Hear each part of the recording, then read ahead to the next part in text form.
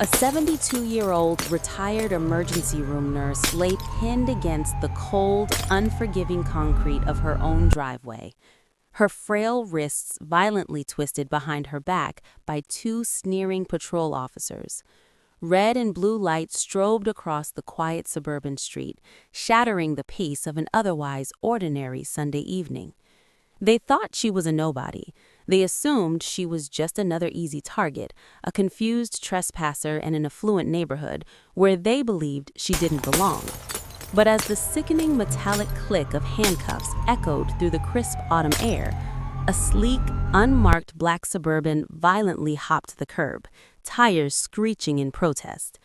Out stepped a towering man in a sharply tailored suit, his golden FBI badge catching the strobing lights. He wasn't just a high-ranking federal agent, he was her son, and absolute hell was about to rain down on the officers who crossed the line.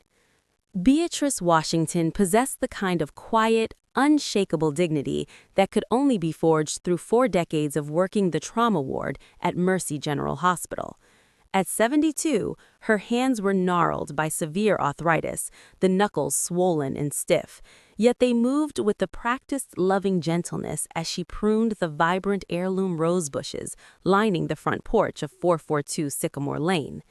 This house, a beautiful 2-story colonial wrapped in ivory siding and forest green shutters, had been her sanctuary for over 35 years. She and her late husband Richard had purchased the property when the neighborhood of Oak Ridge was just beginning to expand, working extra shifts and saving every spare dime to provide a safe, idyllic haven for their only child. Oak Ridge had changed over the decades. The modest, middle-class families had slowly moved out, replaced by a wave of affluent, gated, community-minded professionals who built massive privacy fences and rarely spoke to their neighbors. Beatrice, however, remained a fixture.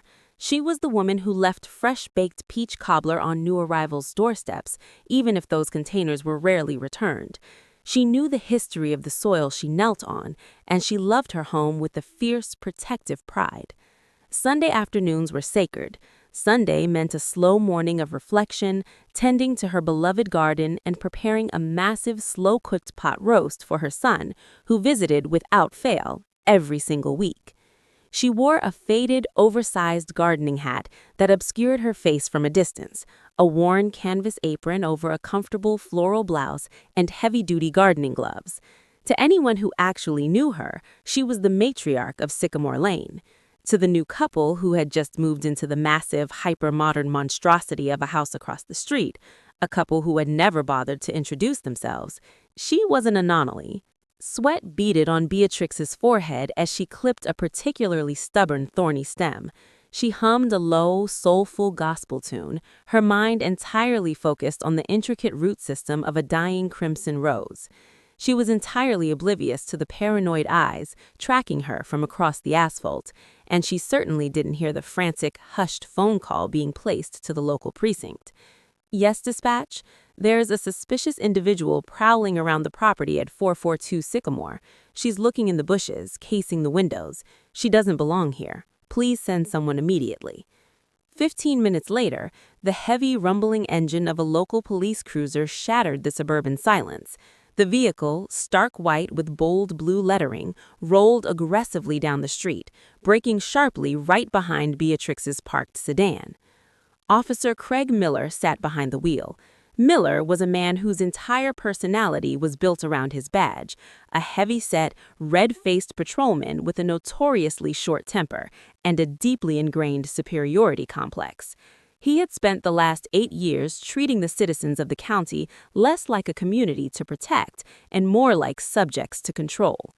His partner, Officer Thomas Barnes, was younger, nervous, and strictly followed Miller's lead, desperate to prove he belonged in the brotherhood of the uniform.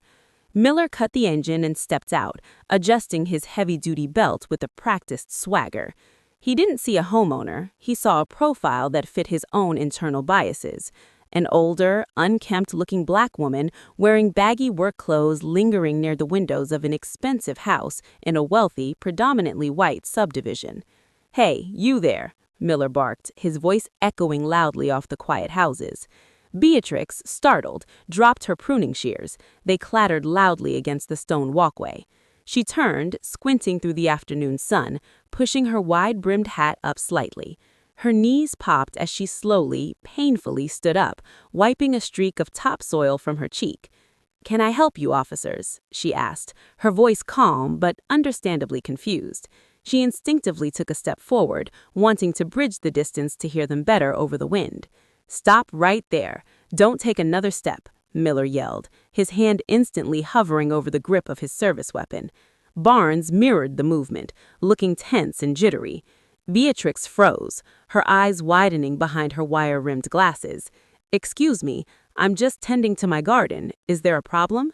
"We got a call about a prowler casing the property," Miller said, closing the distance rapidly, invading her personal space. He looked her up and down with blatant disgust. "Whose house is this? Who do you work for?" "Work for?" Beatrix let out a short, incredulous breath. "Officer, I don't work for anyone. I am retired. This is my home. I've lived here for 35 years. Miller let out a harsh, patronizing laugh. "Yeah, sure you have. Let me guess. You just forgot your keys, right? Let's see some identification now." "My purse is inside," Beatrix explained, her voice remarkably steady despite the sudden, shocking hostility.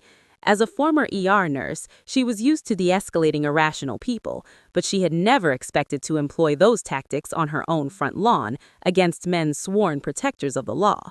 "My purse is inside. I explained already. I have my gardening clothes on. My ID is in my wallet on the kitchen counter. If you'll allow me to go inside, I will happily show you my driver's license, my utility bills, and the deed to this house." "You aren't going anywhere near that house," Miller snapped, stepping so close that Beatrix could smell the stale coffee and aggressive spearmint gum on his breath. "You're going to turn around, place your hands flat against the siding, and spread your feet." "Officer, this is ridiculous," Beatrix said, her tone firming up. She was not a woman who cowed easily. "You are making a terrible mistake. My name is Beatrix Washington. You can radio your dispatch and look up the property records right now. It takes 2 minutes." Miller's face flushed a deep, angry crimson. He despised being told how to do his job, especially from someone he had already mentally categorized as a suspect. In his mind, her eloquence and refusal to immediately submit to his unreasonable demands were signs of defiance, not the reasonable responses of an innocent homeowner. "I am giving you a lawful order," Miller roared, the vein in his neck bulging. "Turn around right now." The air on Sycamore Lane seemed to thicken, the ambient chirping of birds entirely silenced by the sudden, violent tension. Beatrix Washington stood her ground, though her heart had begun to hammer violently against her ribs. She was acutely aware of her physical vulnerability. Her arthritis made quick movements impossible, and her recent hip replacement meant a fall could be catastrophic. "Please, officer, please listen to me," Beatrix pleaded, raising her dirt-stained hands in a gesture of absolute surrender. "I am perfectly willing to cooperate, but I am an old woman, and I cannot easily bend to be searched. Let me call my son. He's on his way here right now. He can clear all of this up." The mention of her calling someone triggered something dark and volatile in Officer Miller. He saw a loss of control, a challenge to his absolute authority. "Barnes, secure her," Miller ordered. Before Beatrix could process the command, Miller lunged forward. He didn't wait for his partner. He grabbed Beatrix's left arm, his thick, meaty fingers digging ruthlessly into the fragile skin of her bicep. He yanked her forward with shocking, disproportionate force. Beatrix cried out, a sharp gasp of pure agony escaping her lips, as her arthritic shoulder was wrenched far past its natural range of motion.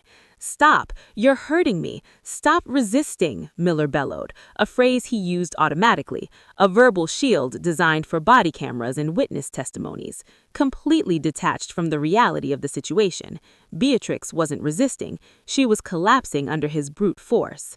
Miller shoved Beatrix violently against the rough brick exterior of the house. The impact knocked the breath from Beatrix's lungs. Her wire-rimmed glasses flew off her face, shattering against the concrete driveway. Her wide-brimmed hat fell, exposing the terrified, pained expression of a grandmother being treated like a hardened felon. Across the street, the heavy curtains of the hypermodern house twitched. The new neighbors were watching, cell phones lightly in hand, recording the spectacle they had initiated, completely insulated from the physical devastation occurring just yards away. Officer Barnes, looking visibly pale and out of his depth, rushed up to assist.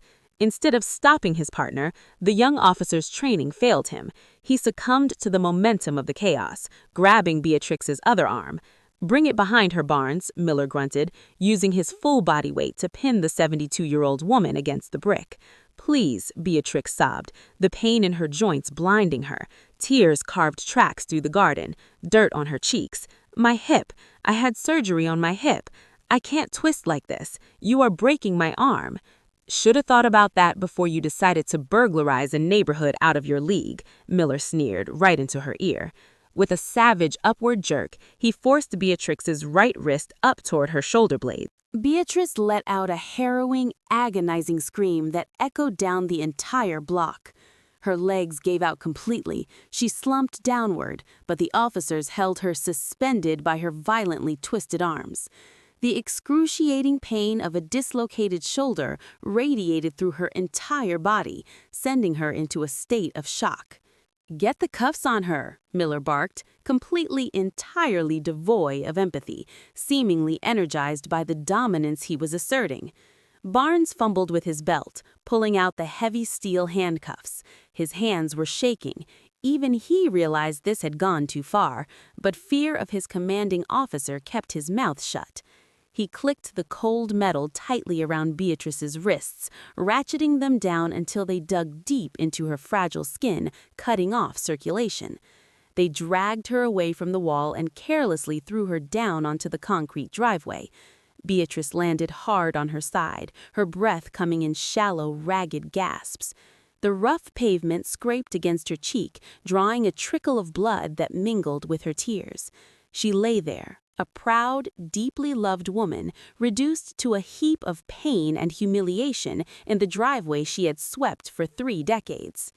"Stay down," Miller shouted, unnecessarily pointing a finger at the incapacitated, handcuffed elderly woman. He pulled out his radio, his chest puffed out with the arrogant satisfaction of a man who believed he had just taken down a dangerous criminal. "Dispatch, this is Unit 4. Suspect is detained, requesting a transport unit to 442 Sycamore." Beatrice squeezed her eyes shut, praying for her son. She prayed he would arrive. She prayed he wouldn't be too late. The world around her was spinning into a dark, painful blur. She felt cold, the shock setting in rapidly. Miller paced back and forth, entirely unbothered by the whimpering woman at his feet. "Thought you could talk your way out of it, huh?" he mocked. "People like you always think you can play the victim. Not on my watch." Barnes stood a few feet away, shifting his weight uncomfortably, avoiding looking at Beatrice. He stared down the street, hoping the transport van would arrive quickly so he could wash his hands of this sickening feeling pooling in his gut. Instead of a white police transport van, what Barnes saw tearing around the corner of Sycamore Lane made his blood run cold. Supervisory Special Agent David Washington was having a rare, exceptionally good day. The morning had brought news that a 2-year grueling undercover operation he had orchestrated out of the Detroit field office had finally culminated in the successful indictment of a massive multi-state human trafficking ring. The paperwork was filed, the perpetrators were behind bars, and for the first time in months, the heavy, crushing weight of his job had momentarily lifted. At 45, David was an intimidating, deeply respected figure within the bureau. Standing 6'3", with shoulders built like a linebacker and a sharp, calculating intellect, he commanded absolute authority whenever he walked into a room. He wore his tailored, charcoal suit like armor, but underneath the hard, pragmatic exterior of a seasoned federal agent beat the heart of a fiercely devoted son. Sunday dinners at his mother's house were his anchor. They were the one constant in a life defined by violence, deception, and the darkest corners of human nature. As he navigated his sleek, government-issued black Suburban through the familiar tree-lined streets of Oak Ridge, he could already smell the phantom scent of Beatrice's famous pot roast. He was smiling, a rare, genuine expression as he turned the final corner onto Sycamore Lane. The smile died instantly. A heavy blanket of dread slammed into David's chest. Half a block away, parked haphazardly in front of his childhood home, was a local police cruiser, its light bar spinning violently, casting harsh red and blue shadows across the manicured lawns. His trained eyes instantly scanned the scene. He didn't see broken windows or damaged vehicle. He saw two uniformed officers standing in the driveway. And then his vision narrowed to a horrifying microscopic point. Lying on the harsh concrete, handcuffed, bleeding, and trembling, was a woman in a floral gardening blouse. David didn't gently press the brakes. He slammed his custom Oxford shoe down on the accelerator. The heavy Suburban surged forward with a deafening, aggressive roar. Inside the vehicle, David's mind went terrifyingly quiet. The protective, loving son and the highly trained tactical agent merged into one singular, devastating force. He recognized the hat on the ground. He recognized the apron. Mom! Officer Barnes heard the roar of the engine and turned. His eyes widened in absolute terror as the massive black SUV, sporting heavily tinted windows and government plates, barreled towards them. It didn't stop in the street. David cranked the steering wheel hard. The heavy vehicle hopped the curb with a violent crunch, the suspension protesting as it tore across the edge of the pristine lawn, skidding to a brutal, precise halt, mere feet from where Officer Miller was standing over Beatrice. Dust and gravel spread across the officer's legs. Before the Suburban had even fully rocked back on its shocks, the driver's side door flew open. David Washington erupted from the vehicle. He didn't run. He moved with the terrifying, controlled speed of an apex predator. His suit jacket flew open, revealing the unmistakable black grip of his Glock 19 holstered at his hip, and the heavy gold FBI shield clipped securely to his belt. "Hey, back in your vehicle," Miller shouted, instinctively reaching for his sidearm, completely misjudging the man he was addressing. "Hands off your weapon." David's voice didn't just boom, it possessed a concussive, authoritative force that seemed to rattle the windows of the nearby houses. It was the voice of a man accustomed to screaming down armed cartel sicarios. Miller froze, momentarily paralyzed by the sheer, overwhelming presence of the man charging at him. Barnes took 3 rapid steps backward, his hands held up in a placating gesture. David didn't look at the officers. He dropped immediately to his knees on the rough concrete beside Beatrice. His massive hands, which had taken down hardened killers, hovered gently, trembling slightly as he assessed the brutal damage. "Mom," David whispered, his voice cracking, the hard federal agent entirely stripping away. "Mom, it's David. I'm here." Beatrice weakly turned her head. Her face was scraped raw, dirt packed into a bleeding cut on her cheek. Her breathing was dangerously shallow, her eyes glassy with shock and agony. "David," she gasped, a tear leaking from the corner of her eye. "My shoulder, baby. It's broken. They broke it." A cold, absolute fury settled over David Washington. It wasn't a hot, reckless anger. It was an icy, calculating wrath. He looked closely at the handcuffs biting into her swollen, arthritic wrists. He saw the unnatural, horrifying angle of her left shoulder. He stood up slowly. The transformation was terrifying to watch. The tender son vanished, replaced entirely by a predatory federal authority. He turned to face Officer Miller, his eyes completely dead of any warmth or mercy. "What is your name?" David asked. The volume was low, but the tone promised absolute destruction. Miller puffed out his chest, trying to maintain his bravado, though a bead of sweat now traced down his temple. "I don't have to tell you anything, Cal. Who the hell do you think you are? She's a suspect in a residential burglary." David didn't blink. He closed the distance between himself and Miller in 2 strides, stopping inches from the patrolman's face. He didn't shout, he didn't draw his weapon, he simply reached out, his hand moving like a striking viper, and snatched the microphone attached to Miller's lapel. Dispatch, this is FBI Supervisory Special Agent David Washington, badge number 44,789 Delta. David spoke clearly into the mic, his eyes burning holes into Miller's panicked face. I am declaring a federal emergency on scene at 442 Sycamore Lane. I need an EMT unit expedited here immediately for a critically injured elderly female, and I need your watch commander here in exactly 5 minutes, or I am mobilizing a federal tactical team to arrest 2 of your officers for civil rights violations and aggravated assault. He released the microphone, letting it snap back against Miller's chest. She is a suspect in a burglary. David's voice was a venomous hiss. He pointed a rigid finger at the front door of the house. That is my mother. She has owned this house for 35 years, and you just signed your own professional death warrant. Silence descended on the front lawn of 442 Sycamore Lane, broken only by the ragged, painful breathing of an elderly woman and the static crackle of a police radio. Supervisory Special Agent David Washington did not break eye contact with Officer Craig Miller. The local patrolman's aggressive swagger had entirely evaporated, replaced by a sickening, cold realization that he had just stepped into a trap of his own making. Take the cuffs off her, David commanded. It was not a request. It was an absolute directive issued by a man who held the full weight of the United States Department of Justice behind him. Miller swallowed hard, his face drained of color. Agent Washington, procedure dictates that until a supervisor, if you do not remove those steel restraints from my mother's broken body in the next 3 seconds, David. Evidence.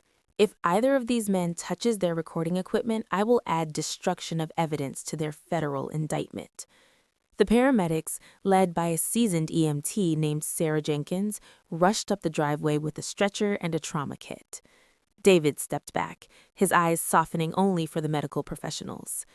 She has a severe dislocation of the left shoulder, possible fractures, and she's a recent hip replacement patient. David informed Sarah rapidly, speaking in crisp clinical terms. She is in profound shock. As Sarah and her partner carefully stabilized Beatrix's arm, administering a rapid dose of pain medication, Captain Reynolds turned his wrath onto his own men. Miller, Barnes, strip your duty belts now, Reynolds ordered, his voice trembling with a mixture of rage and fear.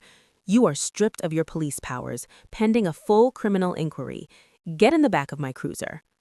Miller's jaw set stubbornly. Captain, she fit the description of a prowler. We were doing our jobs. This guy is just throwing his weight around because he's a Fed. David didn't yell. He simply walked over to Miller, stopping so close that the disgraced officer had to look up. My mother has saved more lives in the ER of Mercy General than you have ever interacted with in your entire miserable career. You saw an easy target to bully. You picked the wrong woman and you picked the wrong family. Your career is over. By the time I'm done, you won't even be able to get a job as a mall security guard. The sterile, fluorescent-lit corridors of Mercy General Hospital were usually a place of controlled chaos. But when the double doors of the trauma bay banged open and Beatrix Washington was wheeled in, the entire emergency department ground to a devastating halt. Dr. Harrison Cole, the chief of emergency medicine, and a man who had trained directly under Beatrix during his residency, froze mid-sentence. He looked at the bruised, bloody, and frail woman strapped to the backboard. "P," Dr. Cole whispered, the color draining from his face. David walked right behind the stretcher, his badge still clipped to his belt, his suit stained with his mother's blood and the dirt from her garden. She was assaulted by 2 Oak Ridge patrol officers. Harrison left shoulder is dislocated, possible rotator cuff tear, severe abrasions, and extreme hypertension from the trauma. The shock in the ER instantly transmuted into a fierce, protective outrage. Nurses who had shared break room coffees and grueling 12-hour shifts with Beatrix sprang into action with terrifying efficiency. They didn't just see a patient, they saw their mentor, their friend, and their family. As Dr. Cole gently reduced Beatrix's shoulder, a procedure that caused her to pass out briefly from the pain, David stood in the corner of the trauma bay, his phone pressed firmly to his ear. He was speaking to William Pratt, the special agent in charge, SAIC, of the regional FBI field office. "I want a full workup on Officer Craig Miller and Officer Thomas Barnes," David said, staring through the glass doors at the team working on his mother. "I want their entire service jackets, every use of force complaint, every disciplinary action, every citizen grievance that local internal affairs tried to sweep under the rug. I want it on my desk by morning." "You have it, David," SAIC Pratt replied, his voice deadly serious over the secure line. "I'm dispatching an evidence response team to the precinct to secure the body cam footage before they accidentally lose the data."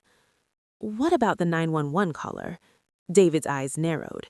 He looked out the hospital window, picturing the massive, hyper-modern house across the street from his mother's property. "Pull the dispatch audio. I want the names of the neighbors who made that call. They set the match to the powder keg. They need to be investigated for misuse of the 911 system and filing a false police report." By midnight, the wheels of a massive, unrelenting federal machine were turning at full speed. Back at the precinct, the atmosphere was suffocating. Captain Reynolds sat in his office, his head buried in his hands.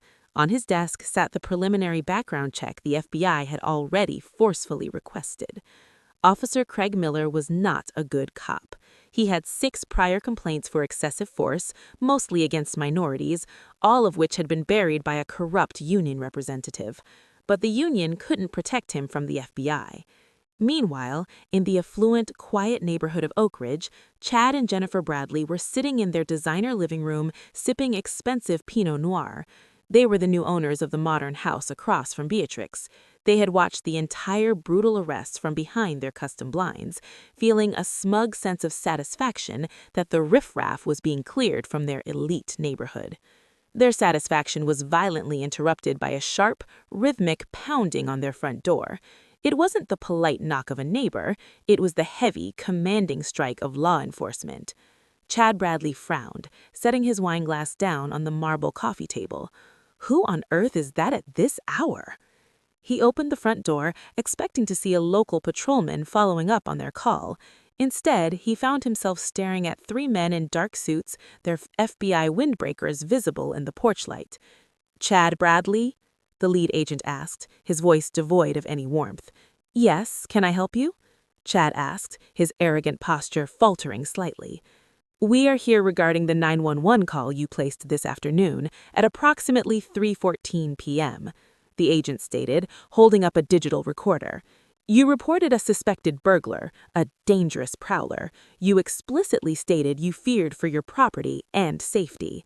"Well, yes," Jennifer Bradley said, stepping up behind her husband, wrapping her expensive cardigan tighter around herself. "There was a woman lurking around the house across from the street. We didn't recognize her. We were just doing our civic duty." The agent didn't smile. "The woman you reported is Beatrix Washington. She has owned that property for 35 years. Because of your fabricated narrative, she is currently in the intensive care unit with severe orthopedic injuries." Chad scoffed nervously. "Look, we didn't tell the cops to beat her up. We just made a phone call. We made a mistake. It's not our fault they overreacted." "Filing a false police report that leads to grievous bodily harm is a felony, Mr. Bradley," the agent countered, stepping fully into the doorway, invading Chad's space. "Furthermore, if our investigation proves your call was racially motivated, you will be facing federal hate crime enhancements. We are seizing your cell phones and your home security footage. Do not leave the state." The Bradleys' faces went completely white. The insulated, privileged bubble they lived in had just been shattered by the catastrophic consequences of their own prejudice. The karma they had unleashed upon an innocent woman had officially turned its terrifying gaze directly back onto them. News of the brutal assault did not stay contained within the quiet, affluent borders of Oak Ridge. Within 48 hours, the incident transformed from a horrific local injustice into a massive national firestorm. entirely engineered by the relentless, calculating precision of Supervisory Special Agent David Washington. He knew exactly how local police departments operated when their own were caught crossing the line. He knew the playbook. Suspend the officers with pay, drag out the internal investigation until the public lost interest, and quietly reinstate them. David was absolutely determined to burn that playbook to ashes. Monday morning brought an unprecedented shock to the local precinct. Before the sun had fully risen, 3 matte black FBI command vehicles surrounded the station. Special Agent in charge William Pratt, flanked by a dozen heavily armed federal agents wearing tactical gear, bypassed the front desk entirely and marched directly into Captain Arthur Reynolds' office. They did not come with polite requests. They came with sweeping federal subpoenas signed by a district court judge. He was formally indicted by the Department of Justice on 14 federal counts, including deprivation of rights under color of law, obstruction of justice, and federal racketeering. Simultaneously, a completely different yet equally devastating brand of justice was tearing through the lives of the new neighbors across the street from 442 Sycamore Lane. Chad and Jennifer Bradley had spent their Monday morning desperately trying to hire a high-priced defense attorney. The FBI visit the previous night had shattered their reality.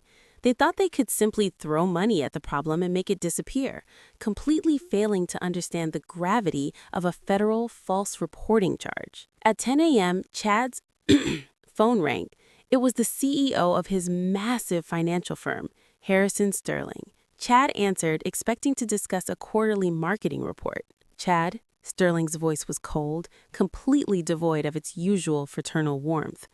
"I just received a phone call from the regional director of the FBI.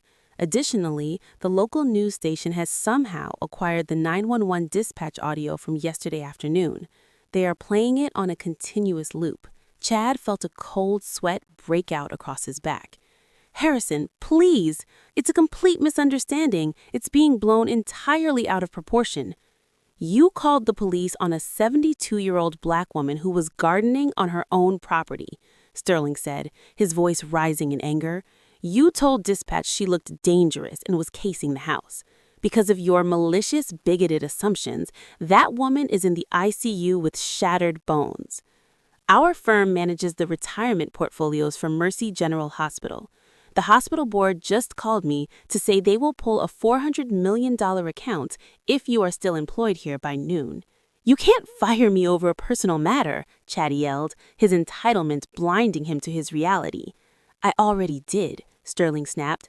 "Security is packing your desk. If you step foot on corporate property, you will be arrested for trespassing.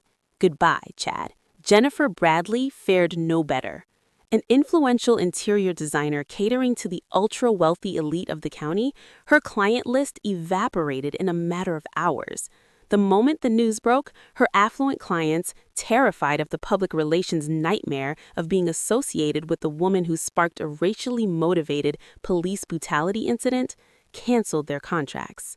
By Tuesday evening, the Bradleys were not only facing federal charges for misuse of emergency services and filing false reports, but they were also entirely financially ruined, trapped in a multi-million-dollar mortgage they could no longer afford. 14 grueling, highly publicized months had passed since the violent disruption of a quiet Sunday afternoon on Sycamore Lane. The towering, imposing mahogany doors of the United States Federal Courthouse swung open, groaning under their own immense weight. The air inside the sprawling, wood-paneled courtroom of the Honorable Chief Judge Eleanor Davis was practically vibrating with a suffocating, heavy tension. The gallery was packed to absolute capacity, a sea of anxious faces reflecting the profound impact of the case. Dozens of nurses, doctors, and orderlies from Mercy General Hospital had organized their shifts to attend, sitting shoulder to shoulder in their scrubs to form a silent, immovable wall of solidarity. Interspersed among them were community members from Oak Ridge, civil rights advocates, and a swarm of national press reporters, all gathered to witness the final, crushing conclusion of a saga that had shaken the entire state to its core. At the very front row of the gallery, completely separated from the chaotic hum of the crowd, sat Beatrice Washington. Her posture was impeccably straight, a physical manifestation of her unshakable spirit. Despite the lingering, visible toll the assault had taken on her aging body, she wore a beautiful, beautifully tailored deep purple dress, a color historically symbolizing justice, dignity, and quiet resilience. Her left arm, permanently weakened and plagued by chronic nerve damage from the violent dislocation, rested carefully on a small padded cushion in her lap. Beside her sat her son, Supervisory Special Agent David Washington. He looked razor-sharp in his dark charcoal suit, his broad shoulders squared, his presence acting as a silent, terrifying anchor for his mother. He did not blink. His eyes remained locked on the defense table. Sitting at that table was Craig Miller, the arrogant, aggressive patrolman who had strutted across the driveway of 442 Sycamore Lane was entirely, permanently gone. In his place sat a hollowed-out, pale, and violently trembling man, completely swallowed by an oversized orange federal prison jumpsuit. Denied bail due to his desperate, clumsy attempts to intimidate witnesses early in the federal investigation, Millen had spent the last year in a maximum security federal holding facility. Stripped of his badge, his weapon, his corrupt union protection, and his inflated sense of supremacy, he had been forced into the terrifying reality of his own microscopic insignificance. He had aged a decade in a matter of months, his hair thinning, his face drawn and sunken. Assistant United States Attorney Sarah Kensington stood at the podium to deliver her closing argument before sentencing. It was nothing short of a surgical, devastating dismantling of Miller's entire existence. She dimmed the courtroom lights and with a heavy keystroke played the newly unsealed, unedited dash cam and body cam audio. The courtroom was forced to listen in horrifying, agonizing silence as Beatrix's desperate, polite pleas echoed through the speakers, instantly followed by the sickening, wet pop of her shoulder being wrenched from its socket and her resulting harrowing screams of pure agony. Several nurses in the gallery openly wept. David's jaw clenched so tightly the muscles ticked visibly under his skin, but he kept his arm firmly wrapped around his mother's shoulders. The defendant, Craig Miller, did not act out of a fleeting moment of panic, nor did he act out of a misguided desire to protect the community, Kensington declared, her voice ringing out like a judge's gavel as she turned her piercing, furious gaze directly at the broken man. He acted out of a grotesque, deeply ingrained sense of supremacy and unchecked malice. He viewed Beatrice Washington, a retired trauma nurse, a homeowner, a grandmother, not as a citizen to be protected, but as an object to be broken, simply because she dared to exist in a space he believed she did not belong. He built an entire career on terrorizing the vulnerable, stealing from the marginalized, and hiding behind a piece of metal on his chest. But he vastly underestimated the formidable strength of the woman he attacked, and he completely failed to account for the unwavering, absolute reach of federal justice. When Judge Davies finally called Miller to stand for sentencing, the courtroom held its collective breath. The silence was absolute. Craig Miller, Judge Davis spoke, her voice echoing down from the bench with profound, inescapable authority. You took a sacred oath to protect the vulnerable. Instead, you weaponized your state-sanctioned authority to terrorize them for your own financial gain and twisted gratification. You are a disgrace to the uniform, a severe danger to a free society, and above all else, a coward. For the charges of deprivation of civil rights resulting in severe bodily injury, obstruction of justice, and multiple counts of federal racketeering, I sentence you to 240 months, 20 full years in a federal penitentiary. This sentence will be served without the possibility of parole. A massive collective sigh of relief washed over the gallery. Dr. But Harrison Cole, sitting a few rows back, bowed his head, letting out a long, shaky breath. Miller's knees completely gave out. He slumped forward, sobbing uncontrollably, putting his head on the defense table as federal marshals moved in to physically drag him away to his new permanent reality. However, the scales of justice did not stop balancing at the criminal trial. Famed civil rights attorney Benjamin Sterling, working in seamless tandem with the Washington family, had filed a catastrophic, meticulously documented civil lawsuit against the Oak Ridge Police Department and the county municipality. Recognizing they had absolutely no viable legal defense against the overwhelming mountain of federal evidence David had compiled, the city council panicked. Terrified of a prolonged public trial that would decimate their budget, they authorized a historic, unprecedented $35 million settlement before the case ever even reached the discovery phase. Beatrice Washington, a woman who had spent her entire 72 years serving others, flatly refused to keep the massive fortune for herself. Aside from securing enough funds to cover her extensive ongoing physical therapy and medical bills, she took the entirety of the settlement and established the Washington Foundation for Justice and Healthcare. Within 6 months, the foundation was fully operational, funding full-ride medical scholarships for underprivileged minority students who lacked the resources to pursue their dreams. Furthermore, she broke ground on a state-of-the-art free community health and urgent care clinic in the poorest, most neglected district of the county, ensuring that nobody would be denied care because of their zip code.